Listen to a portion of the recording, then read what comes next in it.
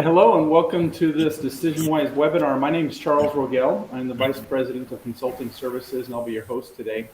The title of our presentation is Employee Experience Trends for 2022. And our presenter today is Dave Long. Hello, everybody. Dave is our Chief Operating Officer here at DecisionWise. We have a lot to cover, but a couple of things I want to touch on first. Of course, this is eligible for SHRM and HRCI credits, so 1 hour of credits for each. After the webinar, I'll send an email with those codes so you can use those in the future when you log into your account. This webinar is available. It will be recorded and you can view it on demand on this Bright Talk channel. We won't be sharing the slides, so if you want to get access to those, you can just go back to the recording and look at those that you like. If you have questions, please set those up or send those to us using the Bright Talk toolbar, and we will try to answer those throughout our presentation. We'll probably save some till the end of the presentation. We will have a Q&A session. So we do want to encourage participation because we are curious to see what trends you all are seeing and how it kind of ties into our data today. So with that out of the way, Dave, do you want to kick us off and describe our agenda? Yeah, I think what we're hoping to do is take some of the information that we have learned from some of the data that we've gathered from both internal DecisionWise benchmarks and also some of the external research that we've seen regarding the employee experience, and then also tie that to some of the things that Charles and I both work with quite a few clients on the employee experience side. And so we're hoping to really get a little bit of perspective from some of those conversations that we've had with clients as well as part of this. But some things we'll be covering, as I mentioned, some benchmark trends from DecisionWise benchmark database, stats from the Great Resignation, how EX relates to culture. Employees, we're going to talk about employees as the most important stakeholder. We want to talk about remote work and return to work and hybrid work considerations. We'll also be talking about DEI and the employee experience and the importance of belonging as we've seen it over the last few years in our database.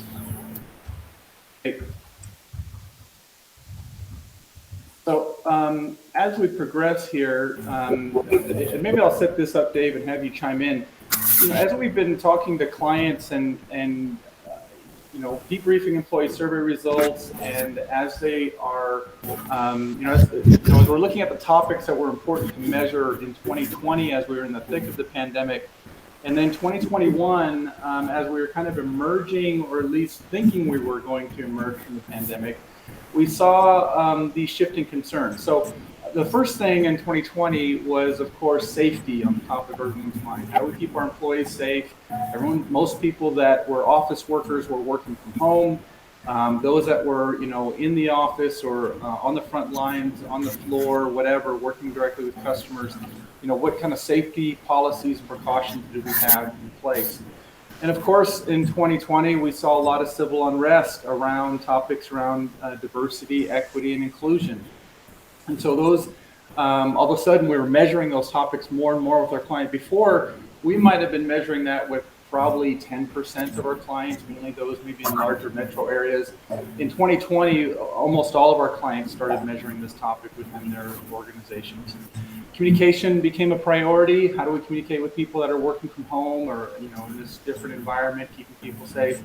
And then companies were concerned about productivity. How do we maintain levels of productivity where people are working from home or maybe in a different working environment? And along with that, collaboration. How can we keep teams working effectively together when there's not a lot of interaction locally? So then that shifted as we looked at last year. We're coming out of the pandemic, and people are starting to, companies are starting to implement this work from home policy. So what do we do? Everyone's thinking that are we going to work remote permanently? Is there going to be a hybrid approach? And so people are navigating this space where we're saying, what do we do with our office workers? We think we want them to come back to work at least a few days a week, but what's the right mix? On top of that, we've got workload and stress. So the economy improved. There's been supply chain issues. There's been staffing issues with retention, which is the third topic here. And so we're seeing that play out in employee survey results. DEI kind of is still important, but these other topics are kind of taking precedence. So we're still measuring this. There's committees in place. I wouldn't say it might have dropped. It's probably on par with these other things that are going on. But these are kind of the bigger concerns that companies are dealing with. And then culture. What does our culture look like as we've been, having this major shift in our workforce? And how do we be more deliberate about it and measure it and define it going forward? So, Dave, anything you want to add there? Yeah, and I think the big question is, with that kind of a shift from 2020 to 2021, what are the new things that we're going to see in 2022? I think a lot of the things, the concerns that we saw in 2021 are not going away. And so we're going to be talking about some of those things as we go through our presentation today.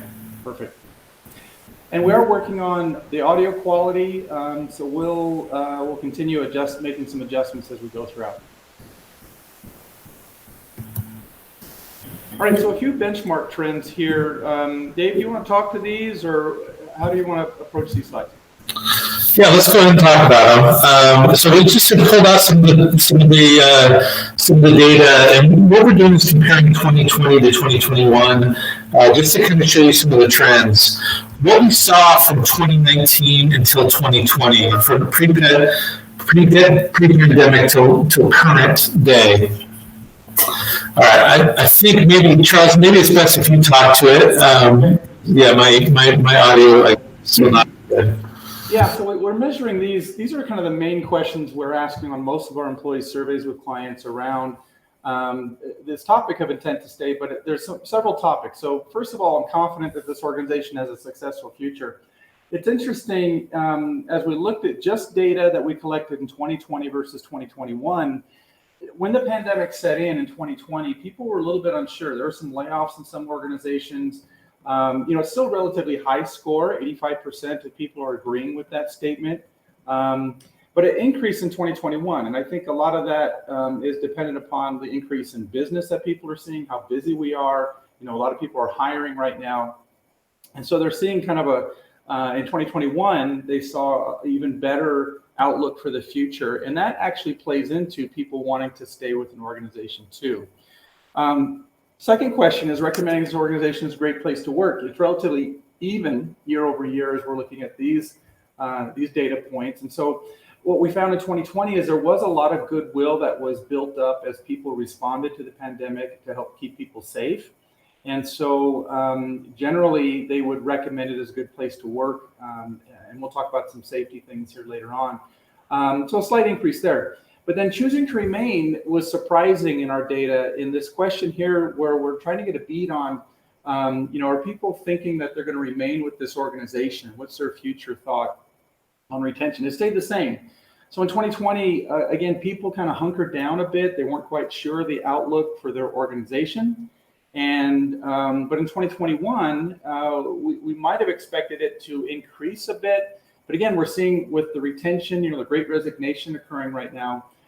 I think some people are saying, I haven't really considered a job, but if a job came around with better paying benefits, of course I would consider that. So I choose to remain.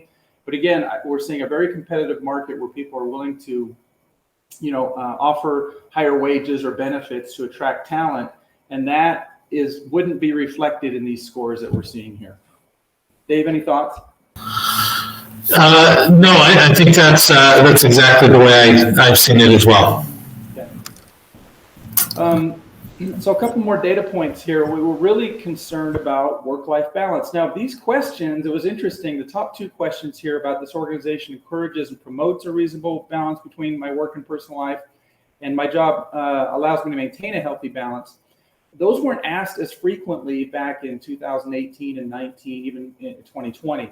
It's become a really important topic right now. So these questions are appearing on our surveys more frequently because of this work from home influence that we're seeing. Work from home has really improved the work-life balance for people, and they're seeing it and experiencing it. So you'll look at the second question there. where we're seeing a 6-point increase in perceptions on this particular topic in 2021. The interesting thing, though, is that workload and stress perceptions on those topics have decreased. So 69% of people agreed with that statement around the amount of work I'm expected to do is reasonable in 2021. And we also saw a 3-point dip around the level of stress is manageable. This is not only office workers, but also frontline workers or people working on the shop floor, warehouse, wherever. If they're out of facility, staffing's an issue, and so they're picking up a lot of the extra workload and stress. So it's funny that work-life balance has improved a bit for people mostly working from home or with a hybrid work environment, but workload and stress has increased. Even people working from home are, some are reporting that they are working more hours just because they're always plugged in. The workload and stress numbers were worse were better than this prior to the pandemic. So even in 2019, they were slightly higher than this, and so we've seen a couple of consecutive years where workload and stress has really started to take center stage in a lot of the surveys that we're running with organizations. Yep, that's a good point. And so here's where we start getting into understanding diversity, equity, inclusion, and belonging. You know, I feel like I belong here being that statement that we've measured a lot. So these questions, again, became a lot more important in 2020. We were gathering data on that third question there, creating an inclusive environment as a top priority for this organization. So we didn't have a benchmark or enough data in the benchmark to show in 2020. We do in 2021. The good news is these questions are doing pretty well. And so especially as we're looking at this increase, 2-point increase around people feeling like they were treated equally. This organization attracting and retaining people of diverse backgrounds dipped 2 points. But usually, these differences are relatively nominal overall as we're looking at these results. And then this feeling like I belong here dipped slightly, only a 1-point dip. And that was a big concern for a lot of organizations, feeling like we're working from home, we're less connected with each other, we maintain this culture, a sense of belonging, and that, stayed relatively the same. And then a breakout here we did find very interesting was if we look at this question about employees being treated equally regardless of race, ethnicity, age, and so on, the Black or African American populations and organizations, their perceptions were lower. So 78% of this population agreed with this statement. They either said agree or strongly agree, compared to the other larger race or ethnicity categories that we have here. So that was a large difference that we saw in most organizations, and that perception about being treated equally does play out and is on top of mind. So this is something I think to consider, and as you have your DEI committees, understanding what equality means or equity means across your organization for different populations is something to focus on. Dave, anything on these slides you want to comment on? Yeah, I guess I was a little surprised, as we were going through the data to see, pretty consistent responses to this across most populations. That is a significant difference between the African American population and the other populations. So it's something to keep an eye on in every organization to understand kind of the impacts of your culture on these specific groups. And more, this is a demographic that we're including. I would say 5 years ago, we included this on maybe 15, 20% of the surveys that we did. And these days we're doing it on far more than that. Yeah. And it's one of the topics, usually as we're looking at demographic or comparisons across race and ethnicity on employee survey results, there's other topics that start emerging or differing between groups. And so this is one of those areas, but we look at employee voice, we look at this sense of belonging and other things, and it does vary across organizations, but this one's standing out, which we found surprising. All right, so now culture is one of the topics. Everyone's kind of concerned. What is our culture doing? Is it changing? Are we losing it? How are people perceiving our culture? Now, the surprising data point here, 2020, most people, again, working from home, as well as 2020, 2021, but we saw an improvement. So people, again, feeling comfortable in the culture, which is somewhat surprising because I remember, I talked to a lot of people and some are saying, hey, I got hired during a pandemic. I haven't even met face-to-face with my team in a live setting yet. It's all been remote and virtual. So it's good to see that people's perceptions about culture in the organization is doing well. We started asking this question about I can be myself at work and have enough data now in 2021 to show this, about being authentic. And then feeling cared about was relatively even. The care question is interesting because it does tie into how you're handling the pandemic. And if people feel like there are fair and equitable policies being implemented around that, and if we're concerned for people's safety, and those are, maintaining the same. A little bit of volatility comes in around the, getting people back to the office policies, because we do see that as a major disruptor. And so I have seen this score differently in organizations that are kind of in the midst of that that rollout. Dave, anything else you want to add? Yeah, I think that's right on in terms of the impacts of work from home. How's that going to impact culture? And that's something that I think we really want to emphasize as we talk through this today. Okay. And then collaboration ties in here too. So people were concerned, we're going to work from home, everything's gone virtual. Are we going to lose the ability to collaborate and work together? The surprising finding here is that this difficult question that we ask, we work effectively across departments and functions, typically it scores lower, like we've seen it at like 55% in our benchmark, 55% agreement on that statement, has increased. And this has been a surprising finding in our data. And maybe it's because we've been more deliberate, with these Teams meetings or however we're conducting meetings virtually.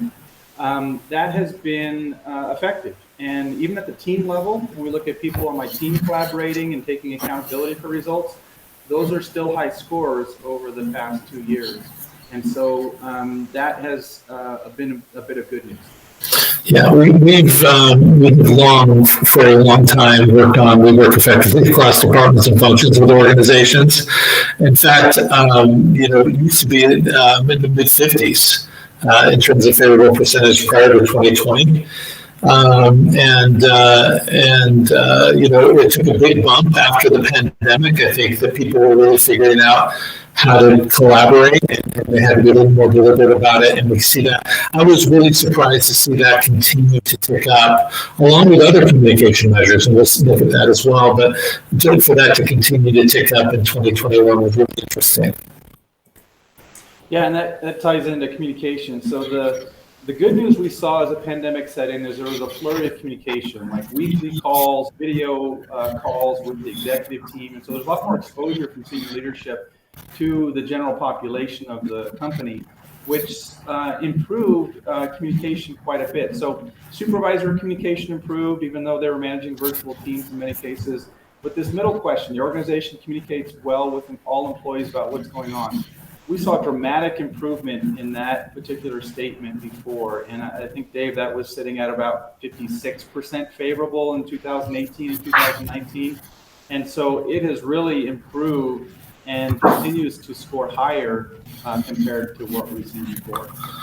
Yeah, absolutely. It's one of those things that is hard to explain, except for you look at these individual organizations and see some of the things that they've done. And I think it's really just been, the pandemic has forced organizations to be deliberate about the way they communicate. Like you said, with those weekly, a lot of organizations have instituted weekly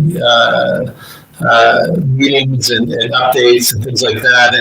And one of my colleagues has even suggested, well, during the pandemic, when you're working from home, because you're remote, you tend to listen a little more in those meetings as well. So maybe information that was communicated previously but not heard is being heard a little bit better by those people that are not in an office every day and they're valuing that communication as it comes to them. Yeah. So keep it up, everyone. Don't let your foot off the communication pedal, because it is paying off. We see it pay off in a variety of different ways in terms of just positive perceptions about the organization, the direction, and senior leadership in general. Okay, so let's put some of this into perspective as we talk about the Great Resignation. Transitioning here to say, what about turnover? What about attrition? Here's some of the stats, Dave, that you were looking up around the U.S. From the U.S. Bureau of Labor and Statistics. Do you want to run through these? Yeah, let's talk about it really quick. I just think it's interesting to note that in 2021 we had the 10 highest turnover months since 2001. And the study that I looked at only went back to 2001. I would be surprised if these weren't some of the highest turnover record months on record. So 10 of the 12 months of 2021 were 10 of the highest on record. The highest turnover month was in November of 2021. So that was for the end of the year. So it was still peaking toward the end of the year. It went down a little bit in December, but I would think we would expect high numbers as well. 4.5 million people left their jobs voluntarily in November of 2021. Prior to 2021, the highest number to quit in a month was just over 3.5 million. And the funny thing is that record was set in January of 2020. So it was right before the pandemic. This trend was already starting. But as the pandemic hit, and there was a period of time where people were really holding on to their jobs as much as they possibly could, and then we get to the end of 2020 and into 2021, and this great resignation really started. So in total, in 2021, there were 8 months where we saw more than 4 million people quit. So this is really something that's impacting, I think, not only individuals or individual organizations on the micro level. I think it's impacting the economy on a macro level, and I think it has something to do with some of the supply chain problems and worker shortage problems and everything that we're seeing that's maybe leading to workload stress and has significant impacts on the people that are working for you. Yeah. And I think everyone's feeling it, and this puts some numbers to how pervasive it is across at least the United States in terms of staffing right now. So then, this is where we're looking at knowledge workers, office workers, and this kind of work from home concept and this kind of great perk that we've had during the pandemic. Now what does it turn into? Are we able to maintain this? What are your thoughts here, Dave? Yeah, here we have, and I think a lot of the question is what do we do with our knowledge workers going forward? Yeah. Office staff, people who really work at a computer and can really work from anywhere. What we're seeing is that knowledge workers can have more options right now because they can work from anywhere. They can do their job from any location. They're not tied to a geographic place. So that means with a remote-only position, they can move in where they want. They don't need to be located close to the office like it's been really even pre-pandemic. For most organizations, you had to have people that were in the geographic area.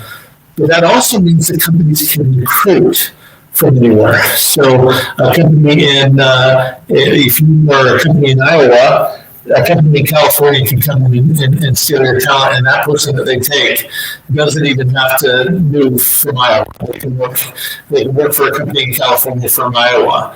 So the constant complication of recruiting out of state or even out of country has reduced significantly for companies, which just makes the war for talent, particularly for knowledge workers who can do their work from anywhere, just more intense than it's ever been. Yeah, and so this has kind of been a major disruptor, and we're seeing this, the dust hasn't settled yet. This is still up in the air and creating a lot of disruption right now in the marketplace.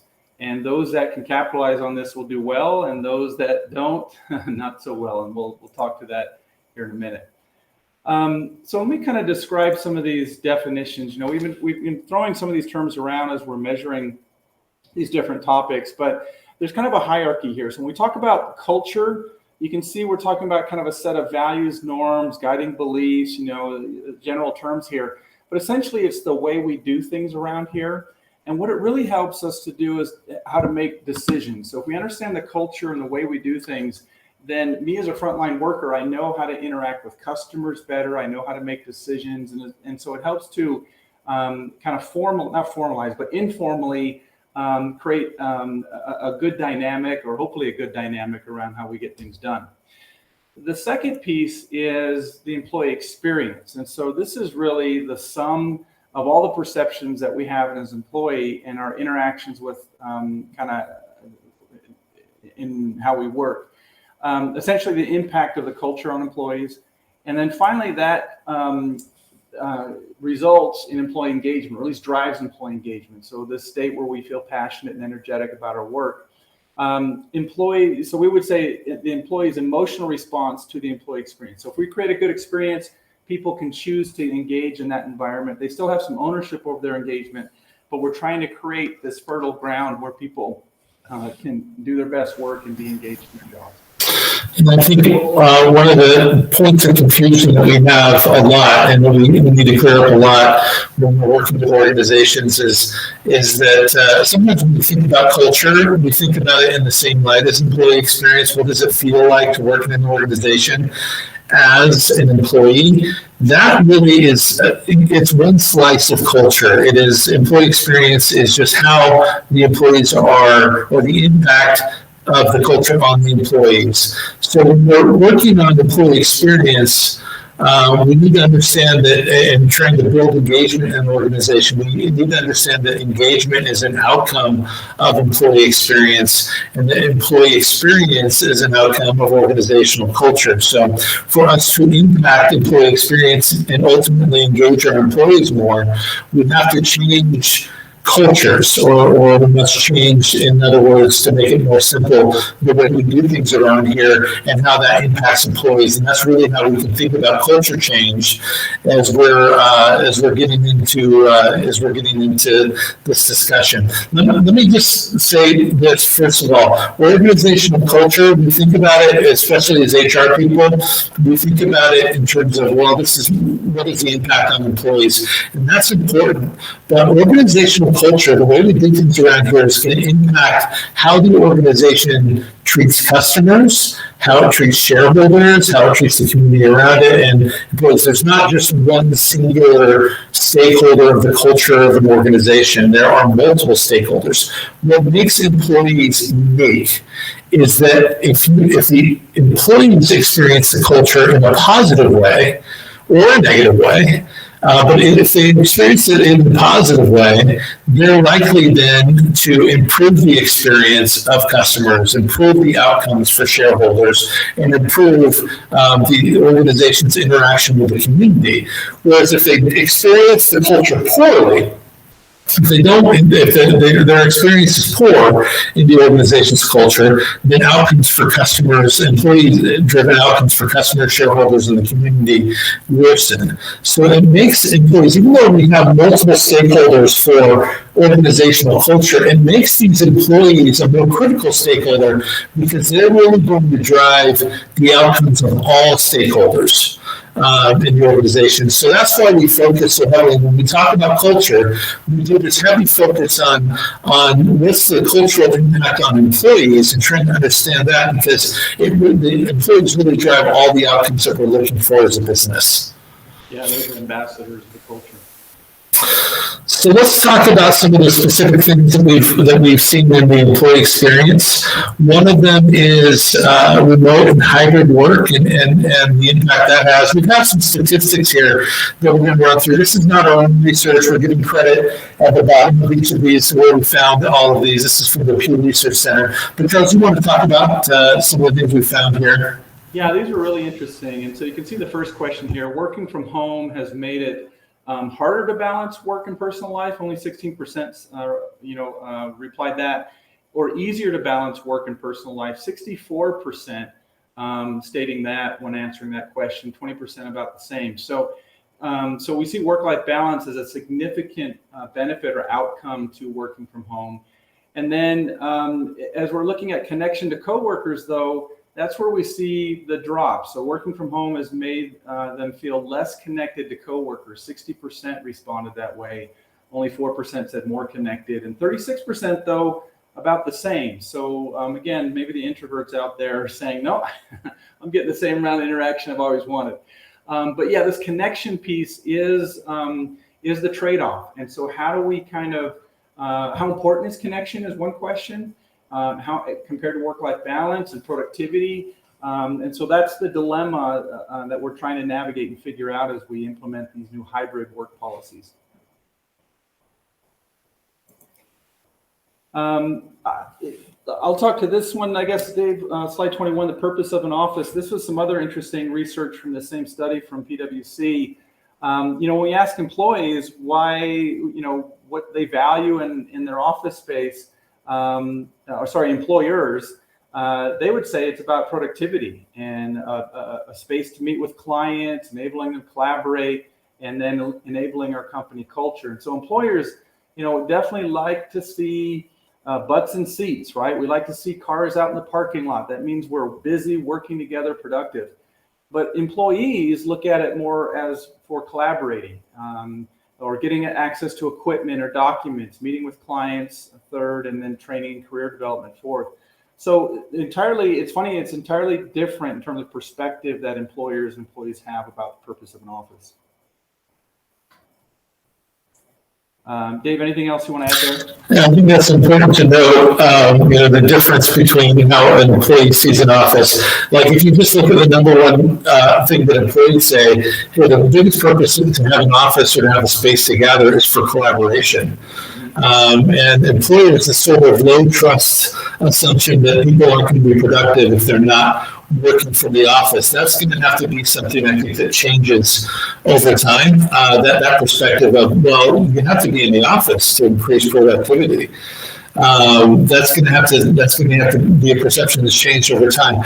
Most workers out there, whether you agree with this or not, most workers that have been working remote over the last 2 years are right now saying, I've been as productive as I've ever been. Now, you maybe agree with that, maybe you don't agree with it, or maybe you will believe it when you see it and can't see it because they're working from home. I don't know, but that's the view of most employees is that, hey, listen, I've delivered while working from home, and therefore I've built the trust necessary to have the right to be able to do that on a more regular basis. Yeah, and I think the downside is there's too much collaboration, right? Too many interruptions, disruptions working in the office. And so working from home, you can concentrate and get things done. That's true. So remote work has been a success. So when we ask employers this statement, 83% it's been successful, compared to employees, where 71% say that it's been successful. I thought this was really interesting. I always would see that would be flipped. So even employers would say, yeah, it's successful working from home. And then employees are saying, well, then why do you want us back in the office? So that's the dilemma right now. 23% mixed results from employees. That's another interesting stat there where, yeah, it's good in some cases, maybe not so good in others. And then the ideal work arrangement. This one I think we thought was really interesting. So, 29% saying 5 days a week, but 71% prefer to either not work remotely or some sort of hybrid arrangement. And so again, I think we've been concerned because we've heard voices saying, why can't we always be remote? And we're assuming everyone feels that way. Well, this data, says otherwise. Dave, anything here? 29% of people saying I want to work every single day in the office.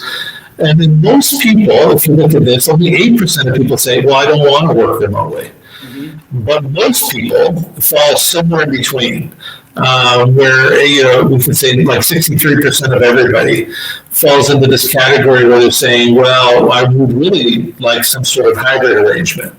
And I think it's because, and we'll talk more about this as we kind of get into what we've seen, as we work with organizations.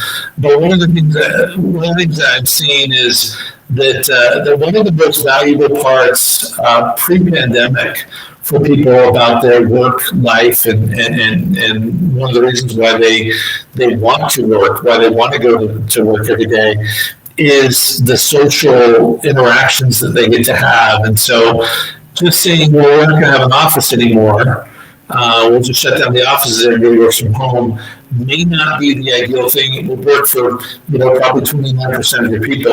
But for everybody else, they want to have a physical touch point, at least one day a week of a physical touch point. So it's an interesting thing to see that it's not the majority of the people who are saying they want to work every day remote.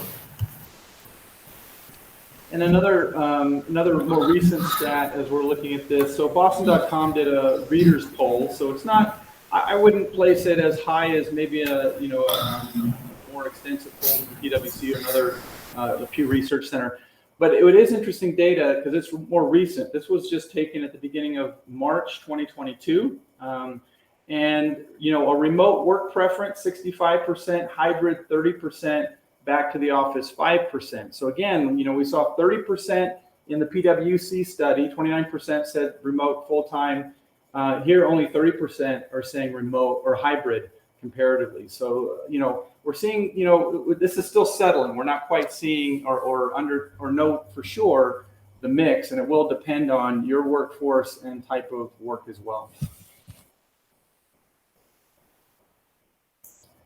It should be noted that was more of a regional, like you said, readers poll for Boston. Yeah, exactly. So it's not, I would say it's probably more regional than anything else.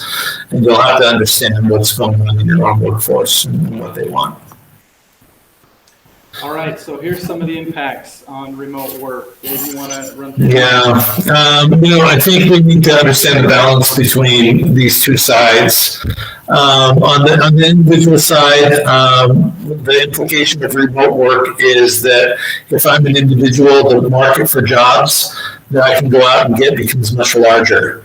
I'm valuing as an individual a high degree of flexibility to do things, kind of when I want to throughout the day, to be able to, if I need to run to a dentist appointment, I don't need to make a big deal out of that. I can just do it.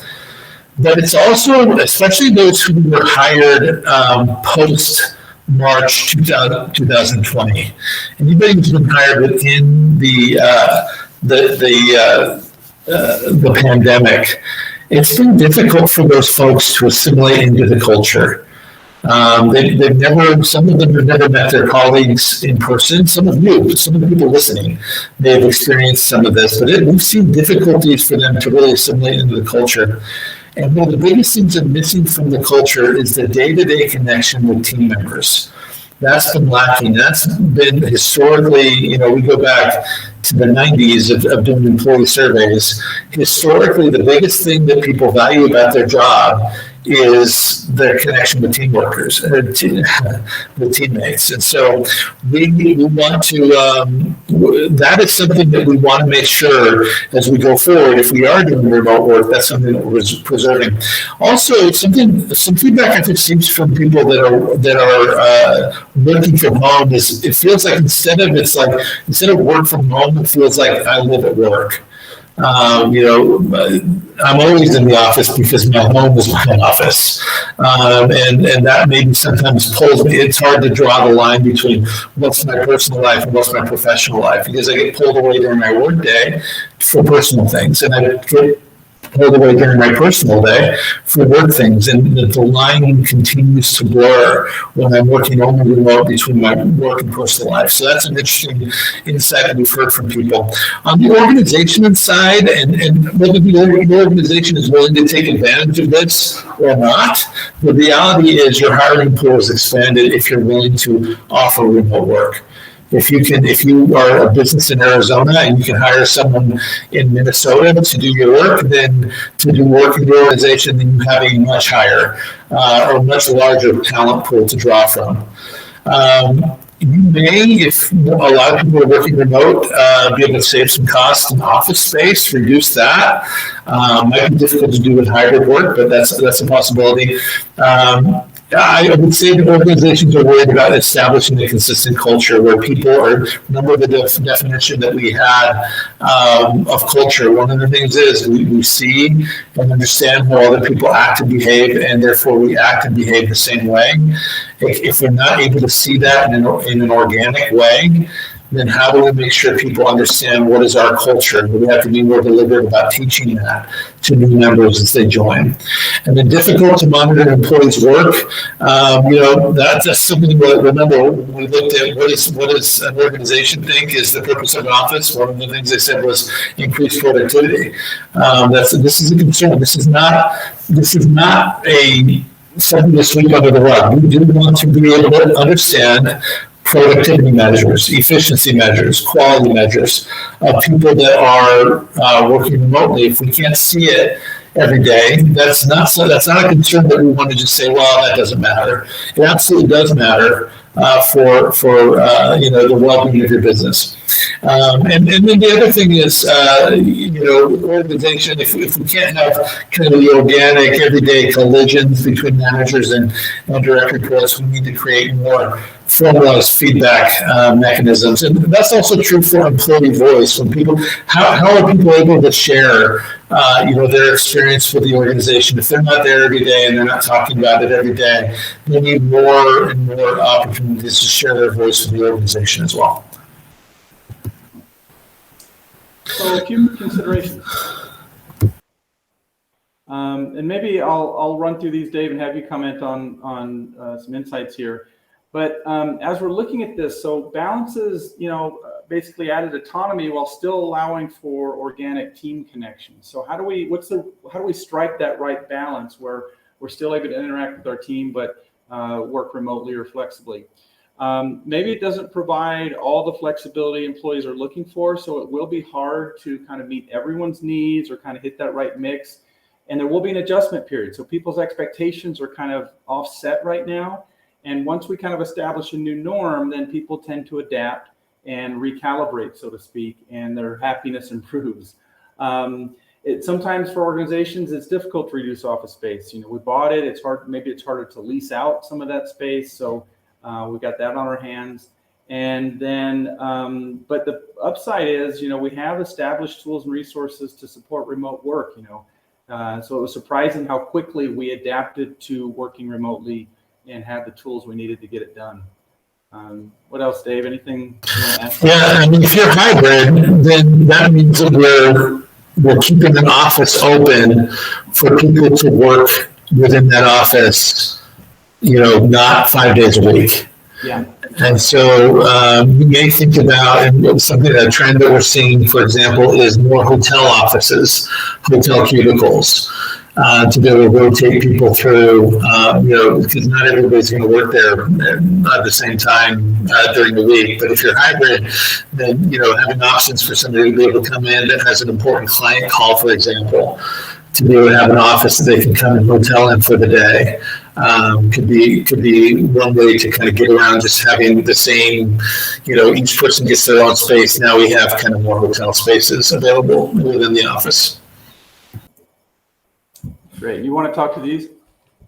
Yeah, we talked about this at length already, but return to work considerations. If you are going to require your employees to return to work, understand that one of the things that they're going to notice immediately is that flexibility is greatly diminished. Some employees might view that, you requiring them to return to work, as though they have had a perk or a benefit taken away. And this can be a major thing for some employees.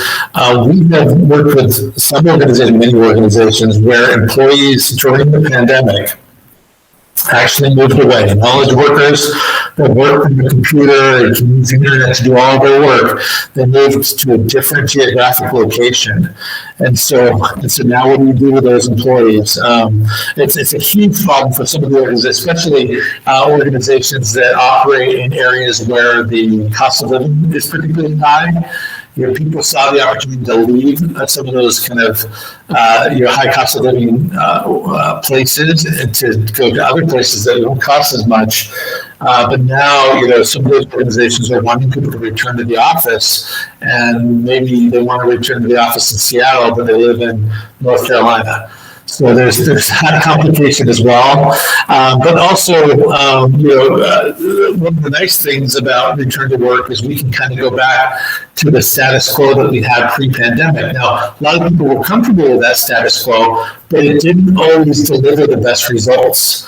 So even if you think, well, let's go back to the status quo where everybody's here, where everybody's learns their culture organically and gets communication organically, you still want to take what have we learned from the pandemic in terms of how we communicate to employees and how do we make sure we don't drop the ball on that as we move forward, because there are some significant gains that have been had across almost every organization in the way that you communicate, the way that you collaborate across departments, that we don't want to lose just because we fall into the old habits of what it's like to work in the office.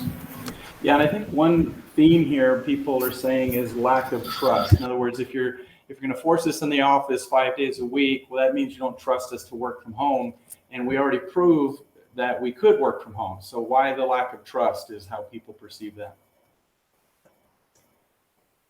So let's kind of talk about how do we get at these and understand these issues so we can really make some decisions locally within our organization. And of course, if we do employee surveys, there's the annual survey, but there's several other ways to gather feedback to understand how they can work. Yeah, and I think this is a trend that we're definitely seeing. We're saying this is a trend for 2022, but honestly, this trend has been developing and really became more rapid after the pandemic hit, but it was already kind of coming into play pre-pandemic. And so organizations are starting to think about what is our whole listening strategy. Many organizations are saying, well, a once-a-year survey is not robust enough for us to understand the full employee experience. One of the cool things about having a good listening program for your employees, it doesn't just have to be surveys. There's many ways that you can listen to your employees. But a good listening strategy should inform an effective employee value proposition. It's one of the things that I think we need to think about as we look to retain and attract new talent. What is our value proposition? What are the things that are really great about our culture that we can sell to new employees and that will help us retain existing employees? And what are the toxic parts of our culture? Are there toxic managers or policies or procedures that we have? And the best way to find that out is to get the impressions and perceptions of employees who are living within that culture. So really important to think about how do we gather those perceptions of employees so we can identify quickly the toxic parts of our culture, whether that be a bad manager or just a bad policy somewhere. Procedure somewhere, bad technology that we're using. What are those things that are part of our culture and part of the value proposition that we're offering to employees that are either driving people away or keeping them there? And then use that value proposition to go out there and attract new talent as well. So the listening strategy is really important.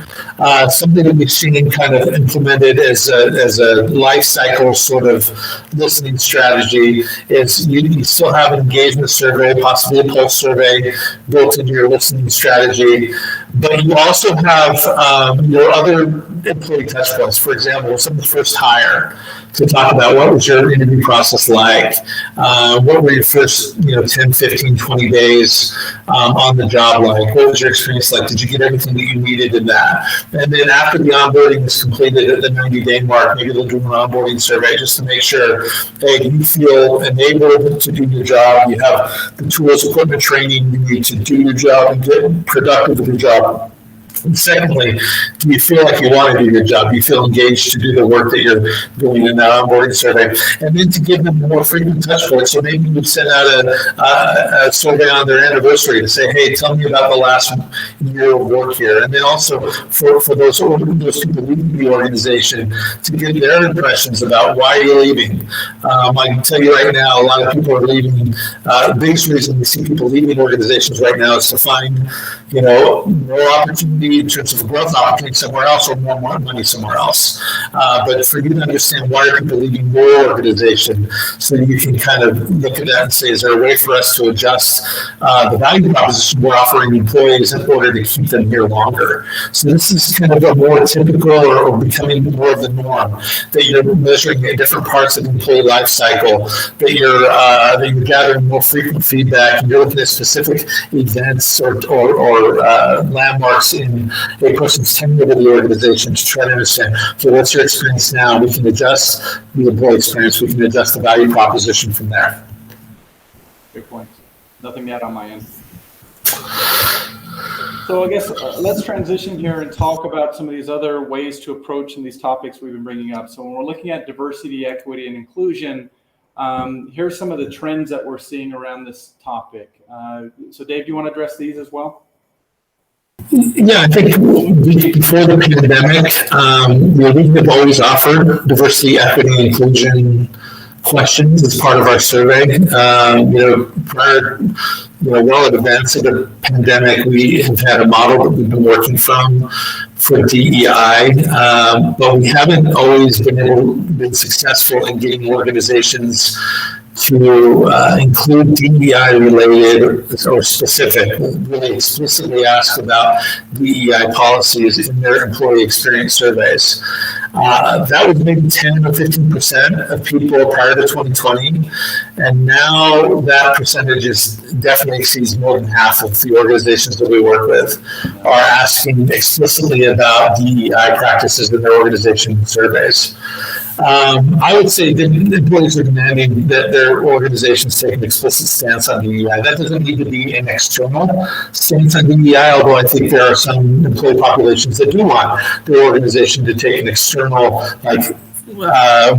outward-facing stance on DEI, but they certainly, at a minimum, want to make sure that the organization is serious about DEI, making sure that everybody has the same opportunity as the person next to them for advancement, to be able to speak up, to be able to feel like a part of the culture and feel cared for by the organization, to feel closeness with their manager or have a consistent relationship with their manager.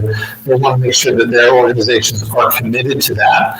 And then I would say, as we would say with just about everything, we're a survey company. Obviously, we advocate for surveys, but surveys are not the only way to measure an organization's commitment to DEI, and they might be, third or fourth in terms of effectiveness of doing that. Because you want to understand people's individual experience, but you also want to be able to look at the demographics of the company and say, look at the demographics of the company and say, can you see from the demographics of the company that you're committed to DEI? Some actions in many cases are more impactful than words, especially when it comes to this DEI topic. One of the things that I mentioned that we've been measuring for DEI for a while now, we use these constructs to try to understand diversity, equity, and inclusion. We will ask in our employee surveys, we'll ask implicit things that say, are these things a part of your experience? And we'll look at this across different demographics. So we'll look at it against gender demographics or race or ethnicity demographics. So do people feel like they have growth opportunities? Do they feel like they have a voice, the ability to speak up? Or do they feel like when they do speak up that their voice is valued by the organization? And then the third one is, do they feel like they belong here? We're not asking these questions to say, as a diverse person, do you feel like you belong here? We're just saying, do you feel like you belong here?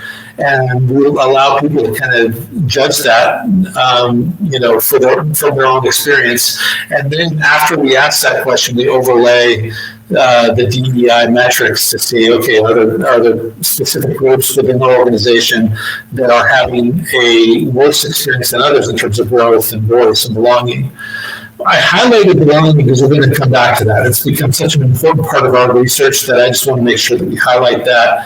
And when we talk about trends for 2022, belonging is one of those things that you want to kind of highlight, check mark, circle, and underline, because it's something that you're going to want to look at in your own organization to see how are we fostering belonging in our organization, especially if you plan to go forward with a work from home or a remote work policy. You want to understand, if we're going to do that, how do we then also foster belonging with those people? So I'm going to come back to that in just a second. Explicit measures of DEI would be survey items that you include in the survey that explicitly call out diversity, equity, and inclusion efforts in the organization. We call that organizational commitment to DEI. So one thing we're asking is, what's your experience like We're not framing that in terms of as a diverse person or as whatever. The second thing we're asking is, okay, but what do you think is the organization's commitment to this? And those are some of those questions that we asked, that we showed you at the very beginning of this webinar, that specifically call out and ask about the commitment that the organization has to promoting and hiring and developing people with diverse backgrounds, to the organization's overall commitment to DE&I. All of those things are things that we want to understand, and it's one of the things that we'll often see some disagreement along racial demographics or along gender demographics, and so it's something we want to pay attention to as we're measuring for DEI in the organization. I wanted to come back to the importance of belonging. I'm just going to say this and take it for what you want.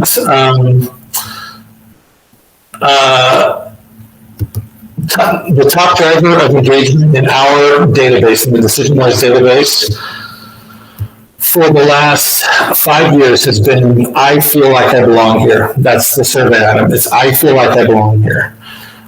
So if you can get people to agree to the statement, I feel like I belong here, you are far more likely to have that person engage in your culture and stay with you for over a long period of time. If they feel like they belong here, it's really hard to get that person to leave the organization. So we have to look at what are some of the factors that influence belonging. One is that they feel like their voice is valued by the organization. The second is that they feel cared for by the organization. And the third thing is they align with the purpose and direction of the organization. So those are the biggest factors that we see related to belonging. So if they feel like they have a voice, they feel cared for by the organization, and they feel like their purpose aligns with what their reason for living kind of aligns with the organization they work with, then all of those things will add up to them feeling like they belong there. Now, there are other factors, and certainly one of those factors is, do I feel camaraderie with the team that I work with? And that goes into whether or not I feel cared for by the organization or the people around me. So there's things that you can look at and tweak within the organization to really help you with that feeling of belonging. Good points. Yeah, so let's kind of summarize here and talk about the items to focus on in 2022. So if we were to say what 5 areas should you work on, here they are. And we've touched on these already a bit. We added a couple more to the list here, but as you're trying to retain, engage, create a productive workforce, we're seeing these as your top 5 employee experience areas. Dave, you want to address these? Yeah, I mean, I think everything we've been saying, we know that there are pros and cons to remote work and hybrid work arrangements. I think Charles and I would both agree, the organizations that are best able to figure out how to balance remote work and hybrid work with all the concerns that we have about it, about culture building and team connection and all those things that we talked about.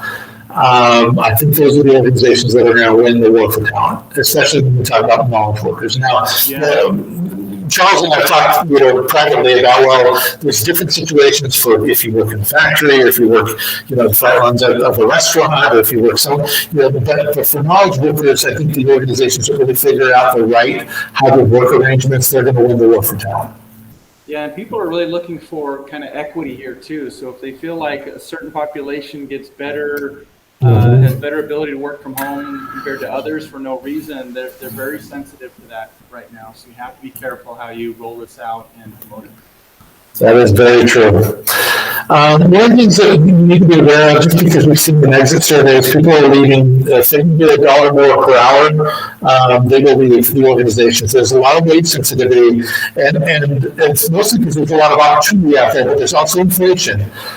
So looking at your current population and they're saying, hey, if you can give them a raise of at least 8% over the last year, that's a big raise. But if you didn't give them a raise of 8%, they're taking a pay cut in your organization. That's just the way it is. And it's an effective pay cut. It's not an actual pay cut, but it's an effective pay cut that they've taken, and they can go find the increased wages outside of your organization. So you got to understand the wage sensitivity, and understand that if you're going to kind of keep wages consistent with pre-inflation numbers, then you understand the results of that and the possible consequences. We talked about building connection and belonging. That's a critical thing for you to focus on. What is belonging in your organization? How do we increase care and voice and opportunity for people in your organization? That's a critical thing. And then reevaluating the employee value proposition, just what we talked about. Understand what is your value proposition, what are the reasons for people to stay or to be attracted to your organization, and then have the mechanisms in place to identify if we have some toxic policies that are just causing people to walk out the door. Same thing true for toxic managers, or the managers we have that are just driving people away. We can't have that anymore. We need to be able to retain people. We can't lose people just because we have something bad happening in the organization that shouldn't otherwise be there. So we want to keep that in mind as well.